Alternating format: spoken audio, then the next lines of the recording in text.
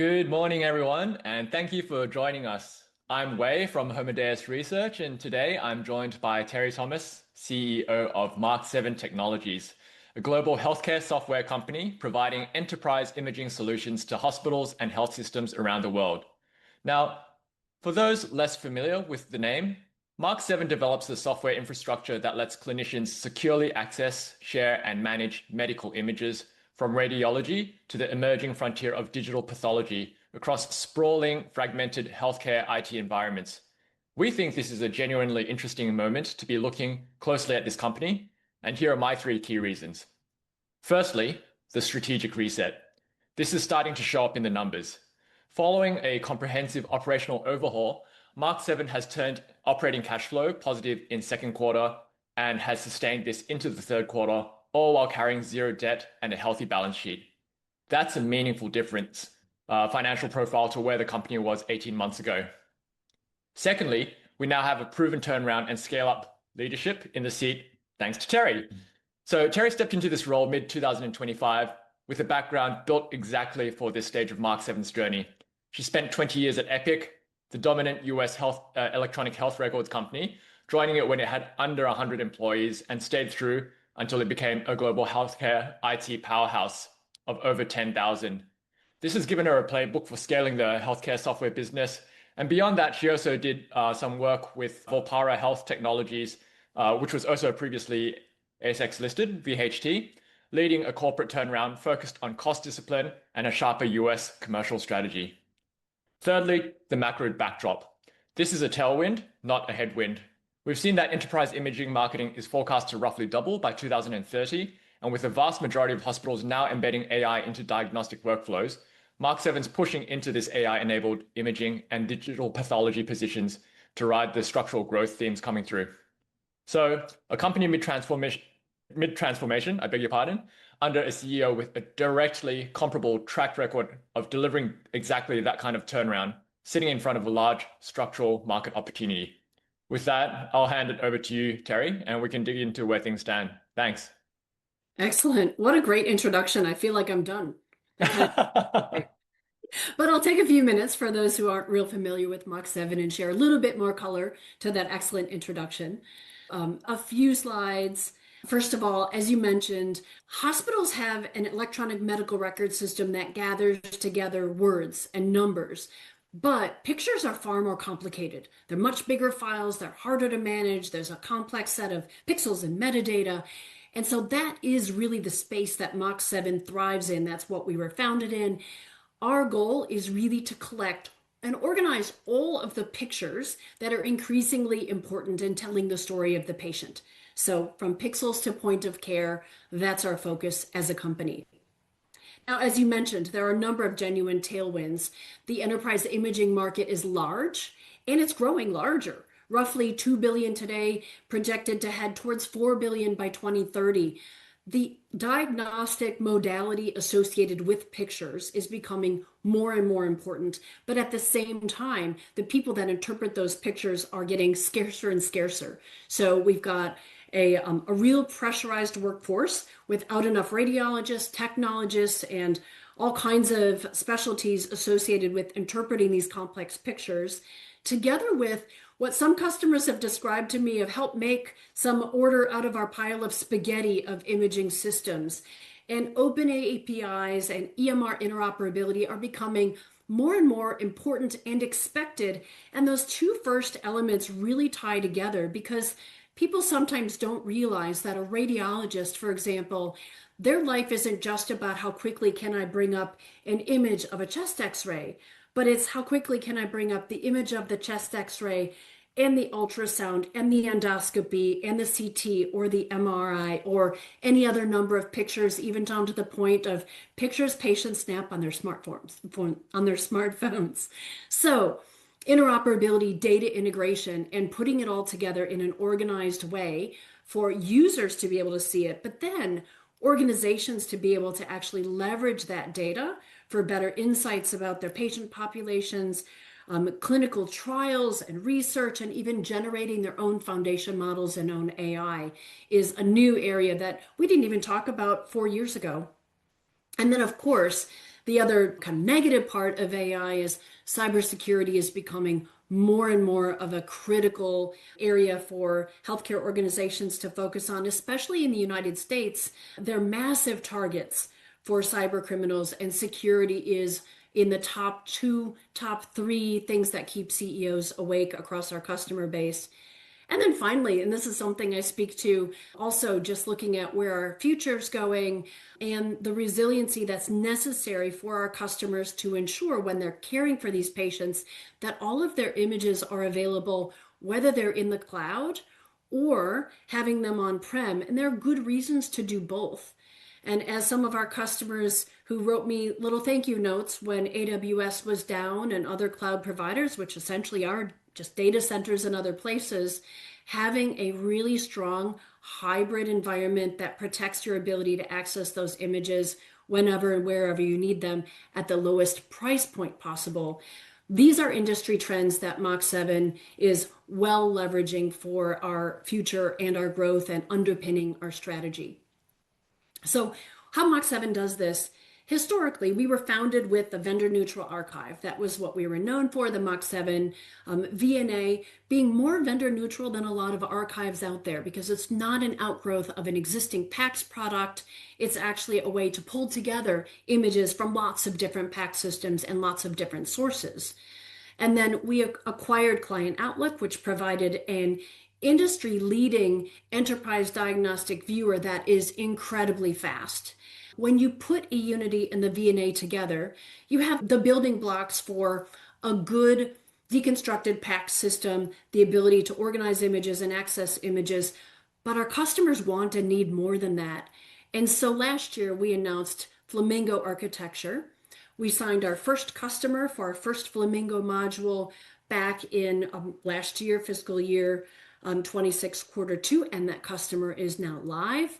And we have a number of new products coming off. So it's not just a roadmap, but it is live.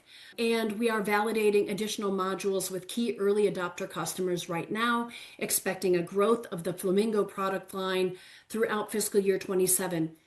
A nice thing about the Flamingo architecture is that we are enabling our customers to solve problems in a modular way. So we don't require a big rip and replace. We can help our customers keep some of their existing systems in place, but allow the fluidity that's necessary as technology is evolving very quickly. And a big opportunity area for us within that current customer base is working closely with some really well-known names, Mass General, Penn Medicine. We're really proud of close relationships with our customers, and our development approach is that a product launch is not complete until we have paying customers who are happy with the new product, providing references for our future customers. So watch for more Flamingo modules coming out throughout fiscal year 27 as we engage with these early adopter customers and pull the pieces together into that comprehensive digital EMR of images. Hey, Teri, before you go on, do Yes. you mind if I just get you to switch back to that slide for a second and Sure. explain to us quickly what a VNA is and what eUnity is, as Sure. well as why it's important to have a neutral archive and what makes Mach7s more neutral than others. Sorry. Sure. Yeah, that's fine. That's Thank fine. you. So a vendor neutral archive is one underlying base that can ingest images from lots of sources.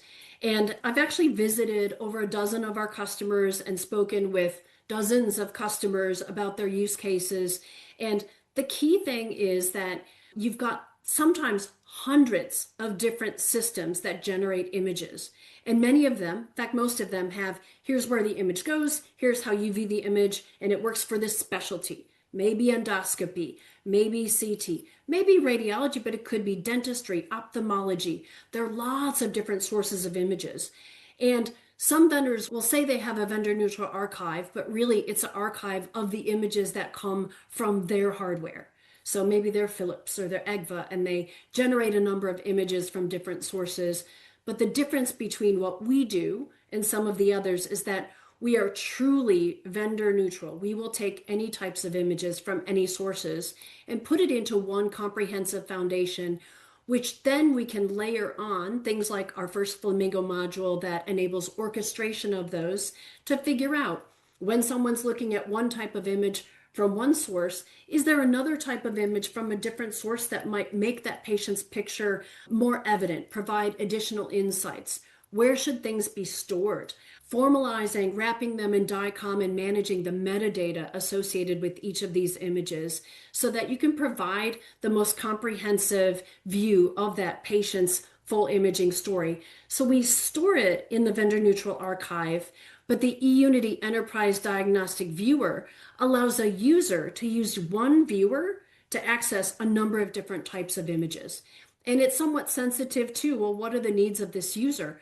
For example, I've anecdotally had people open up MyChart, which is a patient portal that's very frequently used in the United States. I'm seeing it come out a little bit more in Australia and other parts of the world. And this is something a patient can use to see their records. And increasingly, people are letting patients look at their own ultrasounds when they're expecting a baby, for example, or an MRI. You don't want to give the patient a really complex image, that a viewer that enables you to modify things and color them and cross things out, which you might do for somebody who's a specialist. A lot of patients that I speak with, when they open up MyChart, are actually using the eUnity Enterprise Diagnostic Viewer, and that's an appropriate view normalized for what a patient might look at.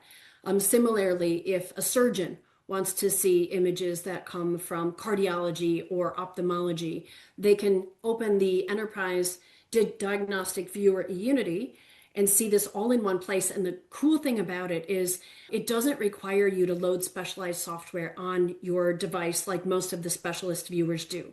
So it's a zero footprint, 100% fidelity, FDA-approved diagnostic viewer that you can do by clicking literally on a web link. So very easy, especially in the growth of teleradiology.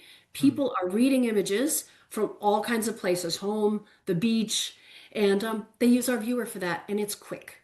Did that answer the question? Excellent. Thank you. That's great clarification. Yep, no problem. So I've hit on a couple of these things. I come from a sales background. And so for me, differentiators are incredibly important. We need to lean in and build on our differentiators. And everything we do in terms of new innovation needs to provide differentiators. So for us, a couple key differentiators I've already talked about: that independent architecture, that we're not tied to specific modalities or specific specialties, but that true neutrality. And customers tell us it gives them the ability to swap different technology in and out because they've got that stable base with our VNA and they've got a universal viewer for everyone to look at those images. So that data independence and giving people access to their data, to use that data, especially as I mentioned earlier, customers are talking with us about creating their own AI, creating their foundation models, doing research. When you've got that data pulled together into one place that you can massage and use, that's one of our strongest differentiators. Security and compliance is kind of table stakes. Speed and performance is critical, but that price to performance value, I would say, is probably another really, really big differentiator for us. And then the other one, I'm quite proud to say we're independently rated quite above industry average on security. And that's one of the things that can block someone from buying software and is incredibly important and rising in importance going forward. Security seems so important these days, especially in the day of AI, right? Exactly. Yeah, the bad actors are getting more and more skilled, unfortunately. So we're in blackout, so I'm not going to go into a ton of detail, but I know for these you need to get some baseline. So we've been working hard on improving our recurring revenue and predictability of our revenue. And the other thing that Wei mentioned in the beginning is one of the first things as part of our reset was resetting some of our costs. And so our costs down 6%. We've got cash in the bank. We have no debt. So the reset really shows up in the shape of the business. That strong recurring revenue base is a great foundation for us to build on, and cost discipline being one of the very first things that I focused on with my refreshed leadership team as we now go in the direction of focusing on growth. So I mentioned in our strategic review and our new strategy going forward, a move from archive to architecture. And that's part of where the concept of Flamingo came from. And it's not just a product line, though. It really is going from a strong operating model, a redefined and disciplined cost base, a completely revitalized, completely overhauled commercial engine, a much stronger and customer aligned roadmap that's anchored in compelling customer value. And that's really the order of the reset that we've done to really create a strong foundation for profitable growth. So, moving forward with our execution focus for fiscal year 27, a big focus on sales momentum. A lot of this is with a improved pipeline, both through expanded marketing, but also a much stronger partnership engagement model, a stronger delivery model with our customers. And I've talked about the Mach7 loop, the concept that if you do a really good job with your customers, that's where everything starts. You create compelling value, you create happy customers, they provide marketing material. We don't so much want to brag about ourselves, we want to brag about the cool things customers are doing with our technology. That then enables stronger, more trusting relationships that facilitate sales. Sales brings in more money that can drive more differentiators, a stronger roadmap, compelling value, and it's a flywheel. And so for us, leveraging those partners, a stronger delivery. We did something of the word archetype in here, which might be a little bit confusing to some people, but we've actually analyzed our customer base. We've looked at what are the things our customers have in common. We've got a very diverse customer base, from veterinarians to big academic medical centers, big integrated delivery networks, teleradiology firms, and we've actually clustered them into different types of customers with specific software needs and specific value propositions. And then we've created designated teams that get to know those customers and get to know what those customers have in common, get those customers together for networking, and make sure that the development that we do is aligned with the specific needs and the desired outcomes of those different types of customers. So we even are connecting our developers directly with customers. And that's unusual in our industry. But one thing I learned at Epic is that developers make thousands of decisions. And if they don't understand the end user's world and how that software is going to be used, their decisions won't be as strong. And you'll end up with this process of delivering software that doesn't meet the mark and then having to refine and then sending it back and then refine. So we're shortening that cycle, getting developers connected directly with our customers. And then that customer engagement, customers love it. And that it is part of that overall flywheel, or I call the Mach7 loop, to be able to provide faster and better innovation that provides compelling value, that drives happy customers, that supports sales, that is under the undercurrent of all of the growth that we do, but with that cost and structural awareness. So we're very careful to make sure that we're calculating ROI into everything we do, in every expenditure that we do, in alignment with our culture code, cutting waste, embracing AI. And so really, in the end, a cost structure, strong leadership, improved pipeline, and an alignment for growth, that's where we are heading into the next year. Yeah. Well, I mean, that cost structure part, I think, I was very impressed by that actually. I think we had a bit of a conversation about this previously, but I think a lot of that cost discipline has come through without the use of AI at this point in time too, right? So yeah, when I came to Mach7, that we didn't have a lot of AI in place, but I tell you, we are embracing it heavily. We've set a standard of AIQ across our organization that all of our staff will need to reach a minimum kind of AI competency. And my belief is that you really need to embrace every edge that you've got. And there's some amazing tools out there that we are leaning into quite heavily, and that will drive a lot of the increased accelerated delivery of Flamingo modules in particular. And it does sound like you're putting a lot of structure around the go-to-market too, which is really great, because I do feel that, prior to you joining, it was a bit of a shotgun approach in terms of, how the sales cycle was working. So it sounds a lot more disciplined and structured right now. It is a lot more disciplined, absolutely. Excellent. Well, we'll go into the Q&A part of the conversation. So thank you. That was actually a really great presentation. The first thing that I want to talk about is a bit more about you, Terry, because what I think makes Mark 7 really interesting right now, and I'm sure everyone will agree with this, it all comes down to execution for businesses. And I think your background is one which is very interesting. And we've already started to see early signs of what you've been able to do in the 12 months that you've been here. So can you tell us a bit about your background and your key learnings from your time at Epic? Sure, absolutely. Now, this is a very simple thing, and I do tell people that the Epic red, that's the color of their logo, does a little bit run through my bloodstream. Epic's mission is do good, have fun, make money, and I've adopted that as my personal mission as well.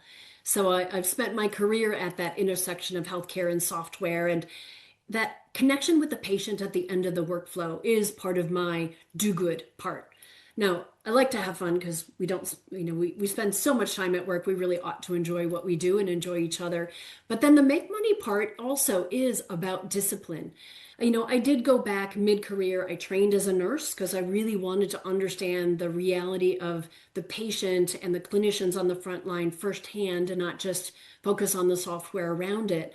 I learned that the best way to win customers isn't just sales alone, but really that discipline of consistent delivery, that rigor, that you pay attention to where the money flows and not just the money coming into you, but also the customer's world. Epic had a sales team that wasn't traditional at all. It wasn't people that were commission carrying. People will hear legend that there are no salespeople at Epic. And I would say in some way that's true because the people that sold really were focused on creating value for customers. They were implementation and customer success people. And in fact, that's how I got into sales to begin with, was coming from implementation. So the company really focused on making customers happy, and I'm bringing that mantra into Mach 7 as well. Everything we do grounded in customer value. And the other mantra that you hear a lot at Epic that I've been repeating heavily within Mach 7 is execution must equal reality. This is about clear communication, delivering on your commitments, and building a very accountable organization. Accountable to what we say to each other, accountable to what we say to our customers, with that rigor of being careful about commitments, but then meeting those commitments. And so even how we engage in development with our customers now is far more open. And our team, I was even in a call today with a customer and with our development team. And we learned about some requirements and we said, okay, before we're going to answer that question about the date, we need to make sure we know exactly what we're doing. We've locked it down and we know that whatever we tell you, we will deliver. And it's a little more rigor than I think many companies in our industry do, but I think it's one of the key reasons that Epic was successful. Now, you asked about background broadly, and yes, I spent 20 years at Epic, but I would like to talk about Volpara for a minute because that's actually part of why I'm here at Mach 7 is what I learned being CEO of an ASX-listed company. I barely heard of the ASX before I moved to New Zealand and met Volpara. And I learned a lot about what were the elements from Epic that I could apply to a public company. And a number of that customer success led playbook, the fundamentals about building a recurring revenue base, building in customer advocacy, and even building a customer fan base with an engagement model, the discipline to the cost base up to the point where Lunit acquired Volpara. Those are very generalizable from a big private company, which used to be small, to even a smaller public company at Volpara. And I feel comfortable that those same fundamentals apply very well with Mach 7. Earn the trust of customers, let their advocacy open the doors for us, reinvest in the product. That Mach 7 loop, I know it works. And in healthcare, building that trust really will compound and drive the growth. So that's my focus. Yeah, perfect. I do think that both of your experiences at Epic as well as Volpara, the growth as well as the turnaround within medtech, who's better placed to do it at Mark 7. So Well, it was uh, fun, and I'm having fun now. It's gratifying work. excellent. So the next question is, where do you see the greatest opportunities for Mark 7? And as a, I guess, follow on to that, what intense incentives are in place for the key management and executives to continue to make Mark 7, take it to the next level and tap into those great opportunities? Excellent. Yeah, I think right now is a really great time in the imaging market. We are in this replacement cycle where a lot of US healthcare systems are running older monolithic imaging systems that were designed 15 or 20 years ago, before cloud, before AI, even before the imaging volumes really started to explode. And so we've got all of these healthcare organizations that are facing a growing radiologist shortage. Images that have become really critical to diagnosis and treatment have to move across sites and specialties, and there's an expectation that they'll be seamlessly integrated into a clinician's workflow. I also see this opportunity right now with AI.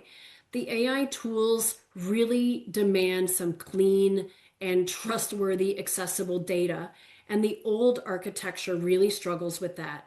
So for me, market opportunity, it only matters if you're organized to well capture it. And for some years, Mach 7 just wasn't. That's what the reset was about last year is fixing that and getting us to the point where we've got a viable commercial engine, a solid product roadmap, a refined cost base. And that goes into the second part of your question. We've got a short-term incentive program for all of our leaders tied to not only the growth deliverables for our company overall, but also making sure that each of the players in my leadership team has clear alignment on their top priorities that address that opportunity ahead of us. Making sure we keep our cost base under control, making sure we execute on the Flamingo modules as our part of our roadmap. And a key part is making sure that we keep those customers engaged and happy. All of it falls apart if we cannot do that. So that is our top priority, and that drives the rest. It's the top of our culture code, which spells the word CLIMBS. Customer first, customer long-term success drives every decision that we make. And then, by the way, we are a learning system, which of course fits with embracing AI and using change as our oxygen. We're innovative. We build really great stuff. We move without complexity, and everybody sells. That's really our culture code. So we build those elements into the incentives for all of our leadership, including our executive leadership team and our senior leadership team, as well as certain key people that are involved in delivering on some of those innovations. So in the end, our opportunity is really to be that modern data foundation that these organizations with aging imaging infrastructure can move to, embracing our vendor neutrality, but then embracing a new modularity that Mach 7 didn't have before. And then a hybrid design so that folks can be on cloud where it makes sense, but on premises where it's appropriate too. There are some CFOs out there who have a lot of cost pressures, and cloud's not always cheapest, and it's not always best. And even understanding what image are you likely to look at? Should it be in more expensive, readily accessible storage, or should that go somewhere kind of deep freeze, cheap, unlikely to be used, might take a little longer to get it? Those are things that our customers need, that we're embracing again in that customer first design approach. So ultimately, our Flamingo strategy enables our customers to modernize in a piece by piece way instead of a really high risk rip and replace. And some are doing a big rip and replace, and that's fine. Even for them, we can be that steady base that can enable them to move technologies safely. And so to us, being careful about our own spending, but also being careful about our customer spending. All of our new Flamingo modules are meant to save money for our customers. So very aware of their costs, very aware of where they might be going and what's a cost-effective way to do it so that we can be their advocate as they try to navigate through an environment which has a lot of financial pressures. We manage imaging for some of the bigger, more respected health systems in America, and we want to deepen those relationships, but also embrace some of the new innovative players like the growth in teleradiology. And our leadership team is now very well aligned and executing on it. Yeah, I think it's great that your incentives go beyond, just monetary and are really embedded into the culture. I think that's really important to drive, not, just a financial incentive, but to be as part of the thinking of the people. So that's, a really great strategy that you've got there. And maybe the next question is just in terms of AI and how this will transform the US healthcare. I'm actually thinking about when I hear a lot of other software companies talking about AI and they talk about who owns the data lake and who has the most data. And I'm thinking about what you're talking about with the vendor neutral archive. And that really means that, you've got the lake and people can Yeah. actually read from the lake. So Yep. it almost feels like Mach7 was designed for the AI age even before it came about, given how neutral the archive has been and the roots that it comes from. But I'd like to hear your thoughts on this. Yeah, I do agree. I think AI does a couple things at once in imaging. It makes every image more valuable. So algorithms that can find things easier, triage things, draft reports, that's, demand and that data behind it, that the need for that organized data goes up, not down. But it also exposes embracing AI, which we all need to do, but there is some lagging in radiology, and that's because of trust. AI is only as good as the access to the data that it interrogates. And so most hospitals still have lots of images locked in proprietary silos, inconsistent formats, spread across departments and specialty systems. As I mentioned, some of our customers have hundreds of imaging sources.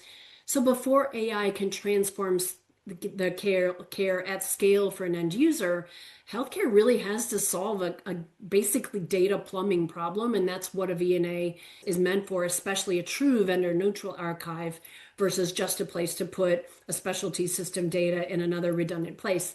And that's something that a lot of people don't understand until they really dig in and start looking at the complexity of healthcare not being just a radiologist reading radiology images.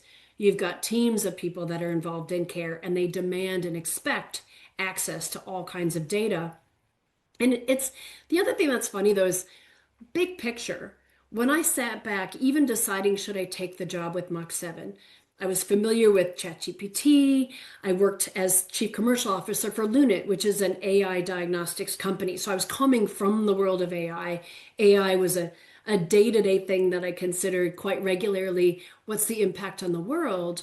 And my bet is that the future is going to be very, very different for all of us. And as AI matures, applications will multiply and they'll change fast. However, instead of teaching users to learn the user interface of a given system, eventually AI will really mold the needs of the user. And so AI will become a consumer at an end user level.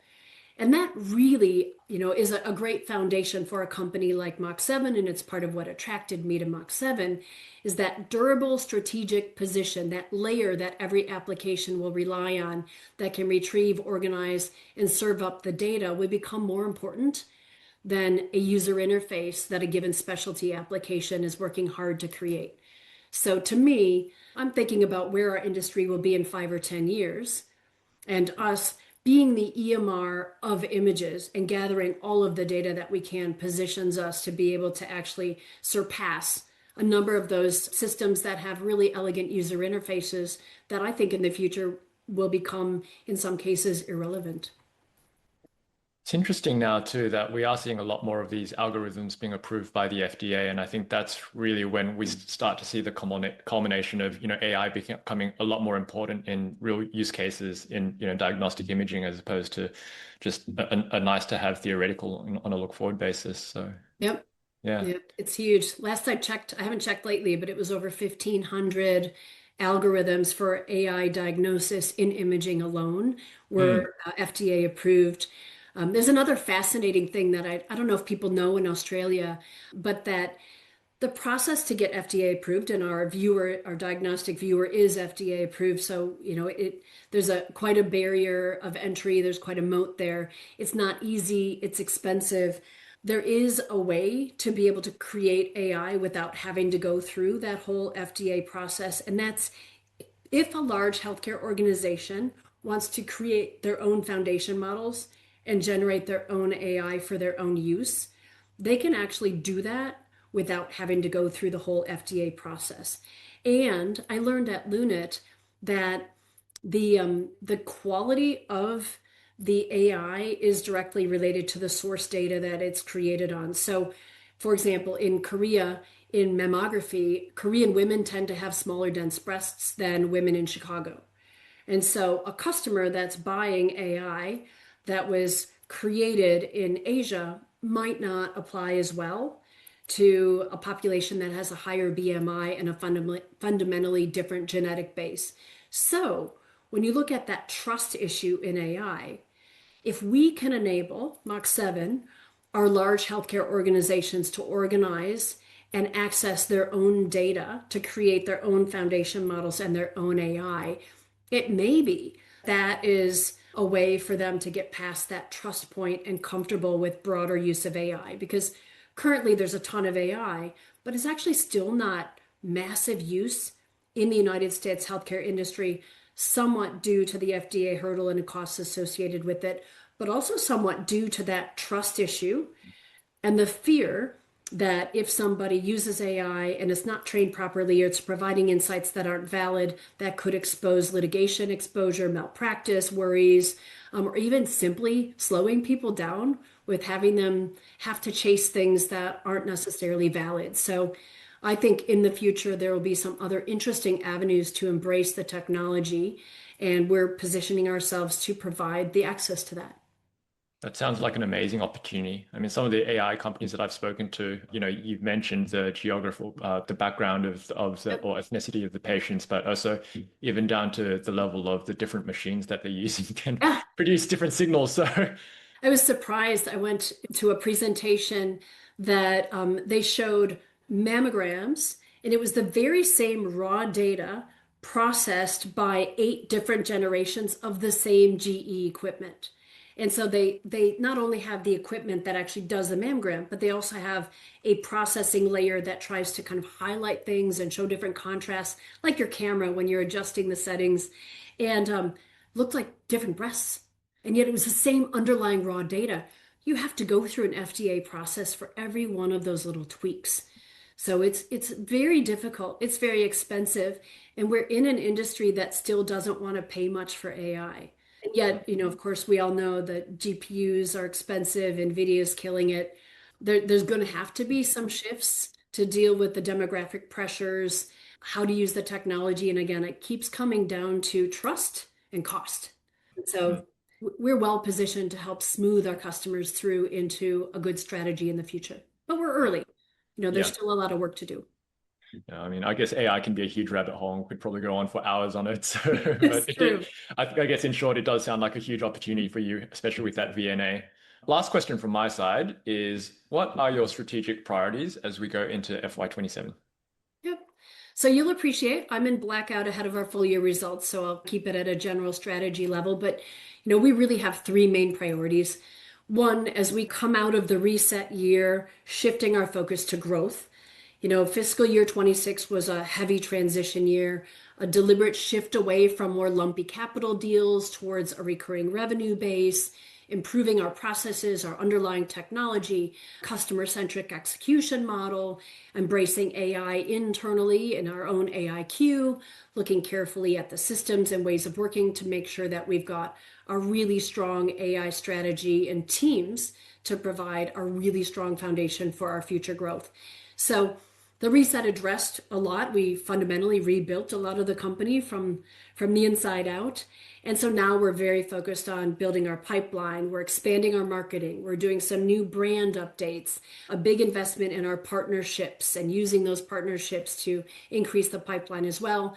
I know more than anything, the proof or the green shoots that someone described to me of has our reset worked is all about delivering new revenue, new logos, CAR. So we'll be very focused on that as the first priority. Second is really completing that product shift from archive to architecture.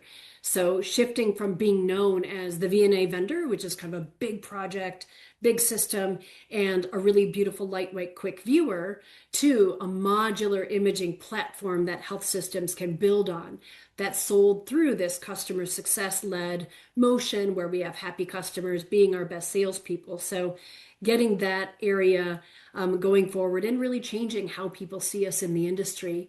And then the third, and that's part of my do good, have fun, make money discipline. So we've rebuilt our leadership team, we've reset our cost base, we've delivered positive operating cash flow in Q2 and Q3. We intend to really fund our growth from a position of strength, not hope, with a lot of rigor. And, everything ties back to why this matters, which is keeping our people engaged in the mission that we have, or the responsibility that we have to provide faster access to the right images at the right moment that can impact a patient's diagnosis, that in the end keep our staff connected to the patient at the end of everything that we do. And I do believe that companies that stay anchored and don't lose track of who are you serving really, and it's the world of our customer, that's really what builds a company that's going to endure, that attracts passionate people and can execute at pace. That sounds like a good framework for a strategy overall. And just as I said, it was the last question. A few more did come flooding in, so I hope you don't mind I don't mind. entertaining one last question, which Sure. is just around ProMedicus, the relationship. Is it complementary, competitor, and how we can think about the landscape of where you sit relative to them? Sure. I respect ProMedicus. I used to call us frenemies. And that is that we've got a lot of overlapping customers where they have ProMedicus and they have us. There are some things they do better than us. There's some things we do better for them than them.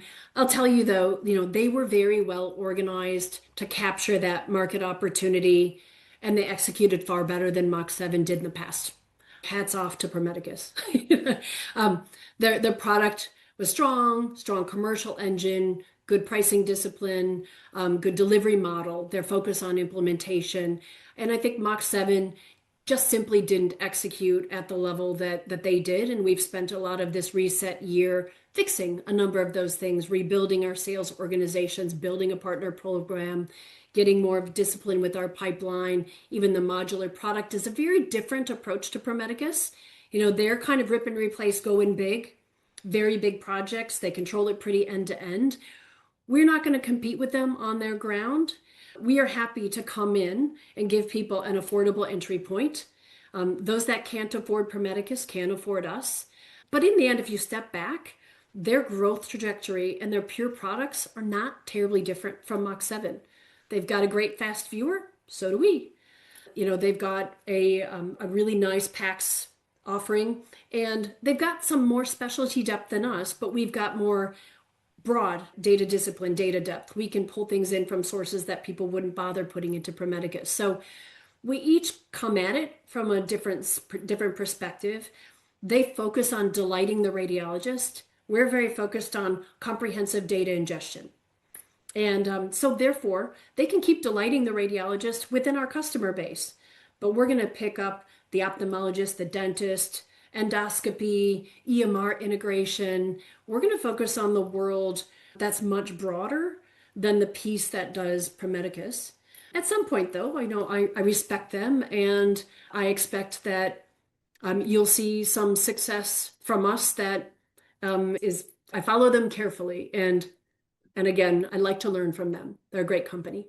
And to your point about being, did you frenemies or, I mean, there have been cases in the past where hospitals or healthcare systems have used both ProMedicus and Mach7 within their workflow, correct? So, yep, there's over a dozen customers that use both right now in our customer base that I know of. And, and I've talked with several of those customers, and they're quite happy keeping both. Now, do I drool a little bit about the size of their deals? Sure. Give us time. it's okay. You're starting from a lower base, so there's more upside, I think. It's, Correct. yeah. A way lower base, yes. Excellent. Well, that's all the time that we have for today, but that was a great introduction to Mach7, and we've learned a lot about the company and the turnaround and the leader who's behind it. So thank you, Teri. Thank you for your time. It was a pleasure. Thank you so much for having me.